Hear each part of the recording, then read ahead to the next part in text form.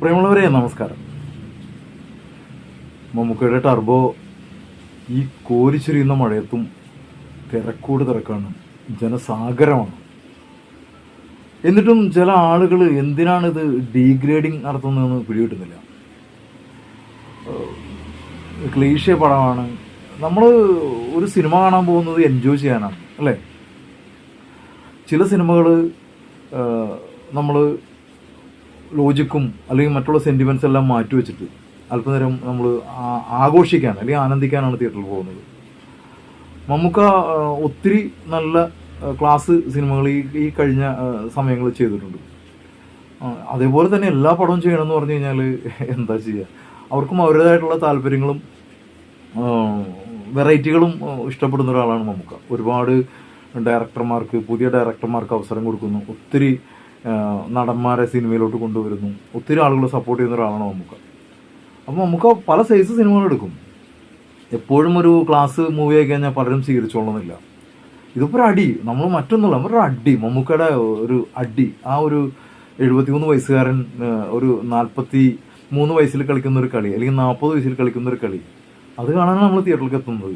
ഈ ടർബോ സിനിമയെ പറ്റി പറയുകയാണെങ്കിൽ മാത്രമല്ല, നമ്മൾ ഇത് ചെയ്തു വച്ചിരിക്കുന്ന ഒരു ട്രീറ്റ്മെൻറ്റ് ഉണ്ടല്ലോ, ഇതിൻ്റെ ഒരു ട്രീറ്റ്മെൻറ്റ് എന്ന് പറഞ്ഞാൽ അടിയൊക്കെ ഈ ഒരു പ്രായത്തിലൊക്കെ ഈ മനുഷ്യൻ ഇങ്ങനെ അടിക്കുക, അത് ആ ഫൈറ്റ് സീക്വൻസിൻ്റെ ഒക്കെ എഡിറ്റിങ്ങും എല്ലാം കൊണ്ടും വളരെ മനോഹരമായിട്ട് തന്നെ ചെയ്തിട്ടുണ്ട്. അപ്പം നമ്മൾ മമ്മൂക്കയുടെ സിനിമ ഇറങ്ങുമ്പോൾ ഡീഗ്രേഡിങ്, അത് ഇപ്പോൾ ലാലേട്ടൻ്റെ പടം ഇറങ്ങിയാലും ചിലർ ഡീഗ്രേഡ് ചെയ്യുന്നതാണ്. മോശമാണെന്ന് പറയാം. പക്ഷേ നമ്മൾ ഈ സിനിമ കാണാൻ പോകുന്നത് എല്ലാവർക്കും ഒരുപോലെ ഇഷ്ടപ്പെടുന്നൊരു പടമാണ്. കാരണം അത്യാവശ്യത്തിന് വലിയൊരു സംഭവം അല്ലെങ്കിലും ചെറിയൊരു കഥയുണ്ട്. മമ്മൂക്കയുടെ നല്ല മാസ് ഡയലോഗ്സ് ഉണ്ട്,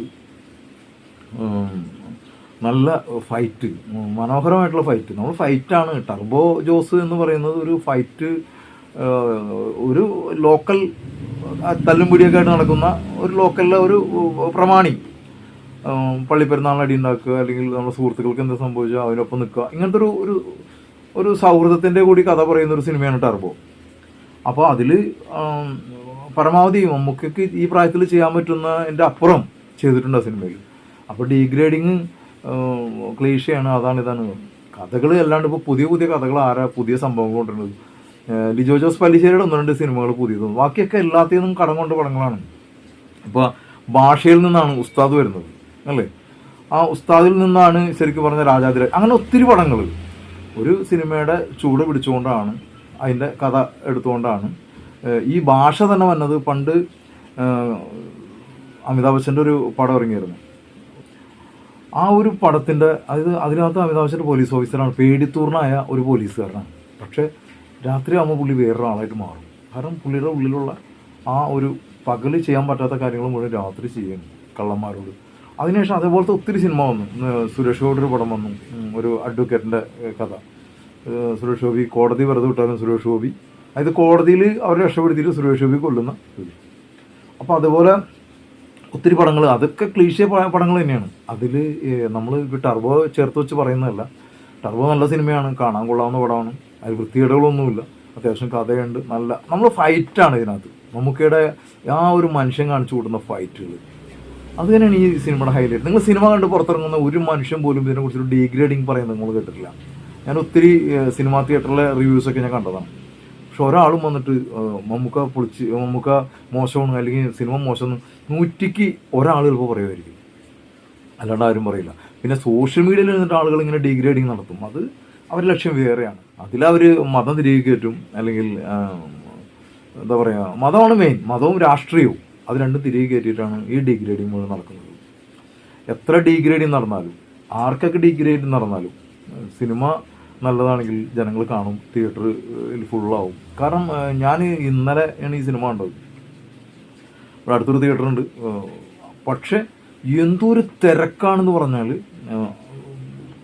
ജനസാഗരമാണ്. നമുക്കത് അതുകൊണ്ട് ഒരു പ്രശ്നം വെച്ചിട്ടുണ്ടെങ്കിൽ ഈ സിനിമ ഫുള്ളായിട്ട് നമുക്ക് കാണാൻ പറ്റണില്ല നേരവിന്. ഈ കൂവലും കുറുക്കുളിയും ഒക്കെ കൂടിയിട്ട് ആകെ ഒച്ചയും ബഹളവും. എന്നാൽ അത് ആഘോഷിക്കുന്നതാണ്, ആളുകൾ ആഘോഷിക്കുന്നതാണ്, ആഘോഷിച്ചോട്ടെ. അപ്പോൾ അതുകൊണ്ട് ഇത്തരം സിനിമകൾ ഡീഗ്രേഡിങ് നടത്താതെ അതായത് ആളുകൾ കണ്ടുപോട്ടെ, മോശമാണെങ്കിൽ നമുക്ക് മോശമെന്ന് പറയാം, ഇതിൽ മോശം എന്നൊന്നും പറയാനില്ല. ഇനിയിപ്പോൾ ഈ സിനിമ കൊണ്ട് നിർത്തിയിരിക്കുന്നിടത്ത് ഇതിൻ്റെ ഇനിയൊരു രണ്ടാം ഭാഗത്തിനുള്ള ഒരു ഗ്യാപ്പിൽ കൊണ്ടാണ് സിനിമ ഫിനിഷ് ചെയ്തിരിക്കുന്നത്. അതുപോലെ അഭിനയിച്ച ആളുകളൊക്കെ ഇപ്പോൾ എല്ലാം അവൻ്റെ അമ്മയായിട്ട് അഭിനയിക്കുന്നത്, അല്ലെങ്കിൽ വില്ലൻ, അങ്ങനെ എല്ലാവരും വളരെ മനോഹരമായിട്ട് വളരെ അടിപൊളിയായിട്ട് ചെയ്തിട്ടുണ്ട്.